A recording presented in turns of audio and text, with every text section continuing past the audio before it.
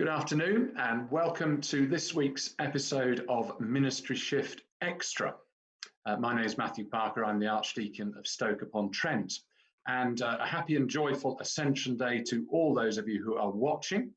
And it's worth just noting, isn't it, that Ascension Day is very much tied in to Rogation Time. So Monday, Tuesday, Wednesday were Rogation days when we're giving thanks for and praying for those who work upon the land and asking for God's blessing upon it. So it seems particularly appropriate today that we look at rural ministry and how that's been affected by the peculiar circumstances in which we now find ourselves.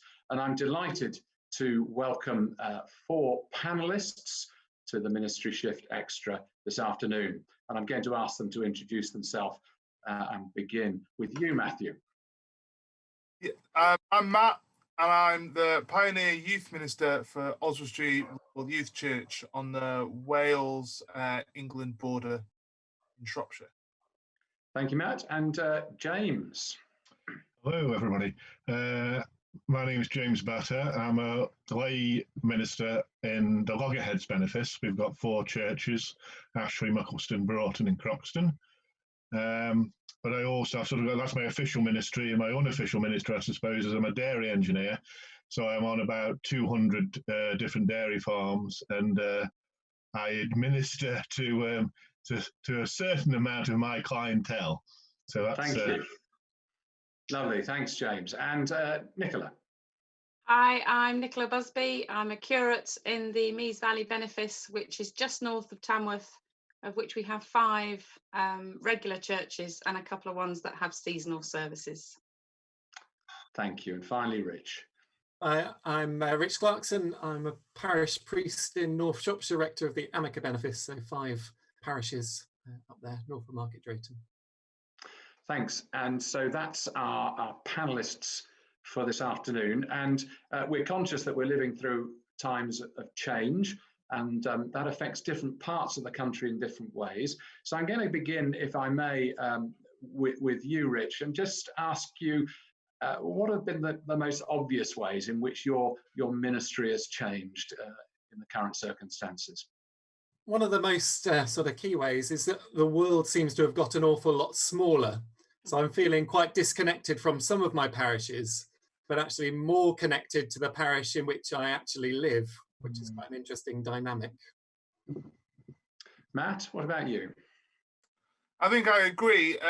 Working with 16 rural parishes, we've had to really narrow down where our focus is, and looking at strengthening the link with those that we already have contact with, more rather than reaching new contacts at the moment.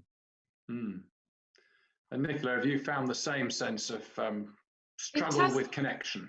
Yes, it has. It's been really strange. We're just 3 in our ministry team now. Unfortunately, we lost one of our members just a couple of weeks ago. And we've just tried to share out the focal ministry, if you like, so that we can try and talk to and be available to, in a virtual way most of the time, to our parishioners. Yes, it's been really strange to just come back to like your home base rather than being spread out. So, yeah. And James, you're actually presumably still working, visiting milking parlours? Oh yes, that doesn't stop. No. So I mean, again, have you noticed a big change either in the way you're doing your work or perhaps your work as a reader? The day-to-day work as a dairy engineer hasn't really altered very much. As regards the readership, obviously there's no physical contact with our parishioners anymore at the moment. But yeah, we're having to get used to these Zoom meetings, aren't we? And varying amounts of success. And just phoning the parishioners up, making sure that everybody's, as happy as can be, really, in these difficult circumstances. These are difficult circumstances. They are testing times, and I guess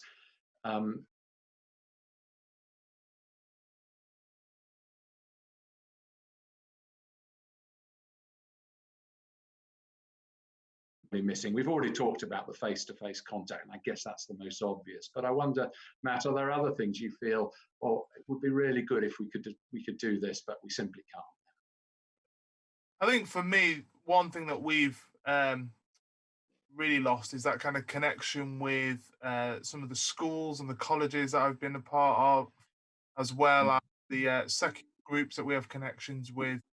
And it is, again, it comes down to the face-to-face, but it's more of being that link and that connection with those organisations, really. Yeah, I guess links with the kind of organisations and institutions that often sustain.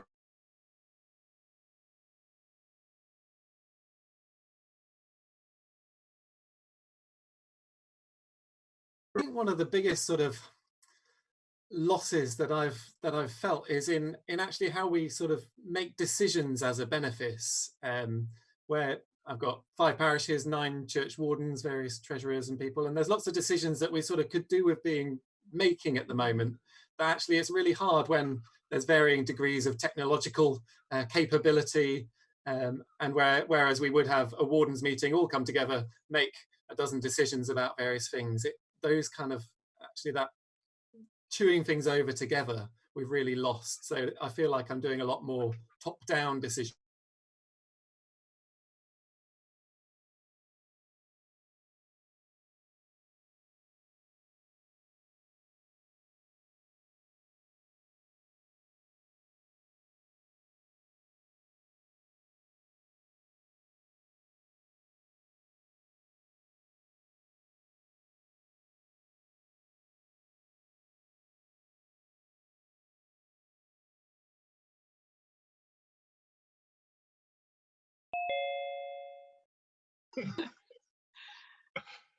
Wow. Yes, no, though some of us are finding the meetings are gradually creeping back onto things like Zoom and the rest of it. But yeah, the kind of the meetings. But at least you can keep them short, that you're not, you can cut people off. Good. What about the positives? I mean, obviously we don't want to skate over some of the real challenges that we're facing at the moment, which are challenges too about keeping in touch with people who are quite isolated sometimes and feeling lonely perhaps. But where have the gains been for you? Where are the things you've thought, actually, we've discovered something new and positive in all this? I think we're reaching out more. Mm-hmm. Yeah, we're actually delivering services and worship and prayer time straight into people's homes on a more regular basis. Really, I think from that side of it, I think we'll continue. I see no reason why we should stop. Other people doing the online stuff, James? Sorry, I'm thinking that we might, because people have had such a long time sitting at home and reflecting upon their lives, I think we might get 1 or 2 more people into church. They'll be thinking perhaps there is something to it, what we're doing on a Sunday. Yeah. But whether or not our church service will be geared up for them or not, I'm not quite sure. We're Common Book of Prayer are brought in, and you need to be bred to that to appreciate it. So maybe we have to just try and rethink our services a little bit.